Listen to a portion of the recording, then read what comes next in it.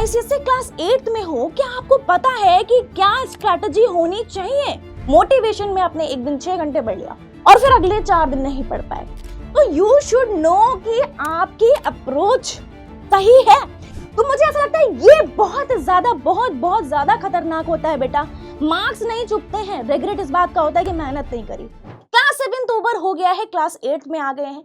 आज से कुछ समय पहले मैं बिल्कुल तुम्हारी जगह पर बैठी हुई थी और ये सोच रही थी कि अगर मेरे पास में कोई ऐसी स्ट्रैटेजी हो, अगर मेरे पास में कुछ ऐसा रोड मैप हो जिसको फॉलो करते हुए मुझे कुछ भी इधर उधर नहीं सोचना पड़े, मैं बस एक ही डायरेक्शन में चलती चली जाऊं, चलता चला जाऊं और मुझे जो मैं चाहता हूं वो हासिल हो जाए, यानी कि मैं टॉपर बनकर दिखाऊं। अब क्लास 8 में, क्लास 7th में तुमने बहुत सी गलतियां की होंगी, तुमने नोटिस किया होगा, तुमने लर्निंग्स ली होंगी, तुम्हें रिग्रेट हुआ होगा, लेकिन क्लास 8 के लिए तुम बिल्कुल तैयार नहीं होगे कि वही चीजें रिपीट हो।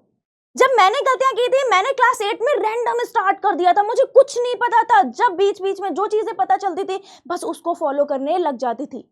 लेकिन मुझे तुम सबको उन्हीं सब चीजों से बचाना है। मुझे नहीं चाहिए कि तुम बाद में रिग्रेट करो। मैं चाहती हूं ये वीडियो जो भी देख रहा है या जो भी बाद में देखेगा, हो सकता है कुछ लोगों को, कुछ बच्चों को, कुछ मेरे प्यारे बच्चों को देर से ये वीडियो मिले, लेकिन आप जब देखोगे तब से स्टार्ट कर सकते हो, क्योंकि मैंने ऐसे यहाँ पर कुछ पॉइंट्स, पावरफुल पॉइंट्स डाले हैं।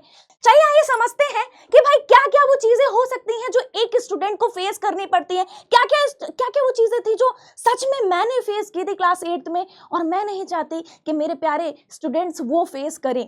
तो सबसे पहली बात तो यार, तुम जो माइंड में चलाते होगे, जो मैंने अपने माइंड में चलाया था जब मैं उस क्लास में थी, दैट इज कि बाद में पढ़ लेंगे, अभी तो बहुत टाइम है, एग्जाम में कर लेंगे। और यहाँ पर वो सिचुएशन आती है जब हम पूरे साल ये बोलते रह जाते हैं, तब जाकर के रिजल्ट के टाइम पर बेटा एक पैनिक सिचुएशन बनती है, जब हमारा कॉन्फिडेंस 0 हो चुका होता है, रिवीजन भी नहीं होता है, तो रिजल्ट से पहले ही कॉन्फिडेंस जो है ना गिरने लग जाता है। एग्जाम्स ऑटोमेटिक खराब हो जाते हैं और रिजल्ट फिर खराब हो जाता है। तो वो चीज तुम्हारे साथ में ना हो, इसलिए जब मैंने क्लास 9th में कम बैक किया था, मैं चाहती हूं तुम सब क्लास 8 से ही कम बैक एकदम भौकाल मचा दो।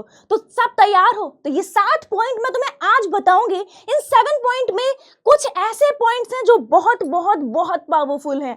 वो पावरफुल क्यों है वो आप खुद जान जाओगे। Second, third, fourth point, second, fourth और फिफ्थ पॉइंट इतना इंपॉर्टेंट है कि आप बस भूल जाओगे। आप बस इस स्ट्रैटेजी को फॉलो करते अगर चले जाओगे सब कुछ भूल करके, तो बस आपको आपकी मंजिल मिल जाएगी। जो भी आपका टारगेट है वो डैम श्योर अचीव हो जाएगा, ये मेरी गारंटी है सच में। चलिए सबसे पहले हम देखेंगे फर्स्ट पॉइंट, एक आईसीएसई का सच। आप आईसीएसई क्लास 8 में हो, क्या आपको पता है कि क्या स्ट्रैटेजी होनी चाहिए? अरे युद्ध पे जाने से पहले भाई होता क्या है, वेपन्स को शार्प किया जाता है, स्ट्रैटेजी मालूम की जाती है, अपने अगेंस्ट जो टीम होती है, जो भी कोई सेना होती है ना, उसकी स्ट्रैटेजी को थोड़ा सा गेस करने की कोशिश करते हैं कि भाई वो चाहता क्या है, वो क्या करने वाला है, क्या उसका नेक्स्ट मूव होगा, और बिल्कुल कामनेस के साथ में फिर हम अपना नेक्स्ट मूव लेते हैं। तो कुछ इसी तरीके से आईसीएसई का जो सच है, बहुत अच्छे से समझ लेना, वो ये होता है कि आपको आईसीएसई सिर्फ और सिर्फ पूछता है तो कॉन्सेप्ट की क्लैरिटी के लिए। आपको चाहिए होता है कि जब आप कुछ भी प्रिपेयर कर रहे हो तो उस टाइम पर बेटा आप बस इतना मेक श्योर कर लें कि भाई वहां पर क्या आपने कॉन्सेप्ट को रेडी किया है या सिर्फ रट्टा मारा है, क्योंकि रट्टा मार चीजें नहीं चलेंगी। या आपने क्लास 7th में ही देख लिया होगा, तो नो रट्टा मार चीजें। इसके बाद जो भी क्वेश्चंस हैं, जैसे साइंस की बात करूं स्पेशली, तो एप्लीकेशन बेस्ड क्वेश्चंस होते हैं बेटा। ऐसे ही अगर एसएसटी की बात करें या अदर सब्जेक्ट्स की बात करें, सबकी अलग अप्रोच होती है। और यहाँ पर तुमने देखा है कि कॉन्सेप्ट मेन है, कॉन्सेप्ट हर सब्जेक्ट में समझना है। एप्लीकेशन बेस्ड क्वेश्चंस तो आपके साइंस में आपको पता ही है, रियल लाइफ से जोड़ करके देते हैं आपको। इसके बाद में 80 to 90% क्वेश्चंस जो होते हैं वो आपके टेक्स्ट बुक से ही आते हैं। बच्चे क्या करते हैं, इधर उधर दिमाग लगाने लग जाते हैं, ये भी पढ़ लूं, वो भी पढ़ लूं, ये भी पढ़ लूं। नहीं, आपके पास में जो टेक्स्ट बुक है, उस टेक्स्ट बुक को बस पहले तो बहुत अच्छे से पढ़ो, रिकॉल करो, रिवाइज करो, प्रैक्टिस करो। उसके बाद जब आप ये 80 to 90% कवर कर लो, फिर आप कहीं और जाओ, फिर आप अपने सैंपल्स पेपर्स को भी देखना शुरू कर दो। तो आपका टारगेट स्टार्टिंग के मंथ्स में तो सिर्फ और सिर्फ आपकी टेक्स्ट बुक रहनी चाहिए और एग्जाम से 2 महीने पहले आप सैंपल पेपर देखेंगे। नंबर 2 पॉइंट पर आते हैं और इसमें मैंने तुम्हें यह बताने की कोशिश की है भाई कि आपको सिर्फ और सिर्फ एक स्ट्रैटेजी को फॉलो करना है ब्लाइंडली। अगर मुझ पर ट्रस्ट करते हो, अपने टीचर पर ट्रस्ट करते हो, खुद पर ट्रस्ट करते हो, तो खुद से पूछो कि अगर तुमने 3 घंटे डेली के दिए, अगर तुमने 3 घंटे डेली के दिए और उसके बाद में तुमने रिवीजन भी करा, तो तुम्हें टॉपर बनने से कोई नहीं रोक सकता। मेरी बात को ध्यान से सुनो। अगर हम स्ट्रैटेजी की बात करें, डेली सिस्टम तुम्हारा क्या होना चाहिए? तो कोई एक दिन मोटिवेशन हाई हुआ, अगले दिन 0, वो मोटिवेशन तुम्हें नहीं रखना है। देखिए, वो मुझ में भी था, मैंने फिर जब वो छोड़ दिया तब मैं सही से कुछ कर पाई। तो कहने का मतलब है कि डेली सिस्टम तुम्हें बनाना है। अपने अपने आप को बिल्कुल, अपनी आइडेंटिटी को चेंज कर दो कि तुम 3 आवर्स इनफ है तुम्हारे लिए। 3 घंटे से कम और 3 घंटे से ज्यादा तुम्हें नहीं पढ़ना है। 3 घंटे खुद की सेल्फ स्टडी पे देने हैं, ठीक है, apart from schools and coachings. इसके बाद में बेटा कॉन्सेप्ट्स को पढ़ो। कॉन्सेप्ट्स को पढ़ लोगे, उसके बाद उन्हीं पर ही प्रैक्टिस करो। फॉर एग्जाम्पल, आपने किसी चैप्टर को बहुत अच्छे से समझा, आज आपने उस चैप्टर के 4 टॉपिक्स को कंप्लीट किया है।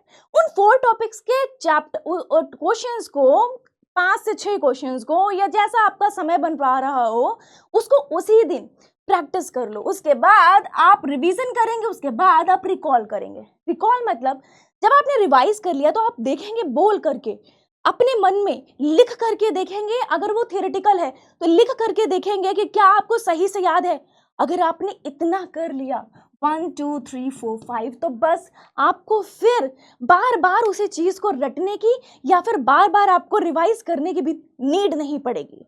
आपको सिर्फ इतना करना है बेटा, सिर्फ इतना करना है। नेक्स्ट पॉइंट पर आते हैं और यहाँ पर आ गए भाई संडे मतलब फंडे। तो संडे जब आता है तो वो रीसेट डे होता है, जब आप पूरा वीक कॉन्टिन्यूअसली इस स्ट्रैटेजी को फॉलो करते हुए चले।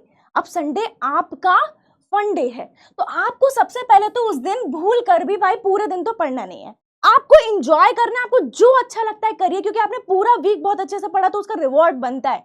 तो आप अच्छे से समझोगे इस बात को कि आपको खूब एंजॉय करना है। अब एंजॉय का मतलब ये नहीं है कि बिल्कुल भी टाइम ना निकालो।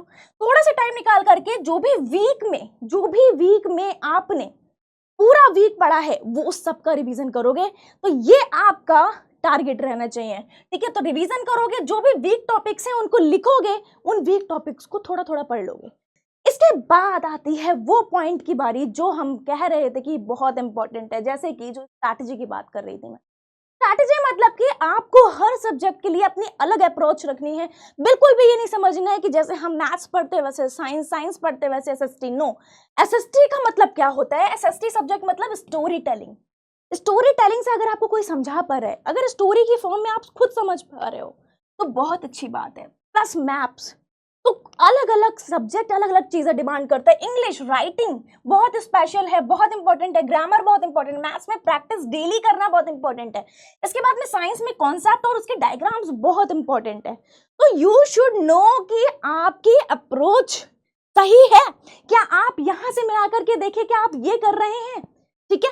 तो आपका सेम तरीका नहीं होना चाहिए हर सब्जेक्ट के लिए। नेक्स्ट चलते हैं, आपको डिटेक्ट करना है अपने वीक सब्जेक्ट्स को। अगर आपने अपने वीक सब्जेक्ट्स को अर्ली ऑफ द सेशन में ही डिटेक्ट कर लिया तो आप उसके लिए थ्रू आउट धीरे धीरे काम कर पाओगे, यानी कि संडे टू संडे काम कर पाओगे या डेली काम कर पाओगे। कैसे? जब आप टाइम टेबल बनाओगे तो आप उन सब्जेक्ट्स को प्रायोरिटाइज करोगे जो आपके वीक हैं, क्योंकि वो वीक हैं तो आप जल्दी उनको कवर कर लोगे। मतलब पहले उनको टॉप प्रायोरिटी पे रखोगे तो वो पहले कंप्लीट हो जाएंगे, जिससे आप पैनिक नहीं होगे, कूल रहोगे तो बढ़िया कर पाओगे। इसके बाद में सेट प्रायोरिटी की बात हमने कर ही ली थी। डेली स्टडी करनी है, मतलब थोड़ी थोड़ी डेली करनी है, कंसिस्टेंसी होनी चाहिए। मोटिवेशन में आपने एक दिन 6 घंटे पढ़ लिया और फिर अगले 4 दिन नहीं पढ़ पाए, वो चीज नहीं करनी है। मतलब कि आपका ग्राफ कुछ ऐसा होना चाहिए। कंसिस्टेंसी बहुत मैटर करती है। आपका ग्राफ ऐसा नहीं होना चाहिए कि एकदम पीक पे पहुंचे और धड़ाम, ठीक है। यहां पर अब बात करेंगे रिवीजन। ये बहुत पॉइंट इंपॉर्टेंट है, ये भी हमारा मोस्ट इंपॉर्टेंट पॉइंट है। ये रिवीजन का क्या रोल है? रिवीजन का तो बहुत बड़ा रोल है यार, ये तो मास्टर रूल है।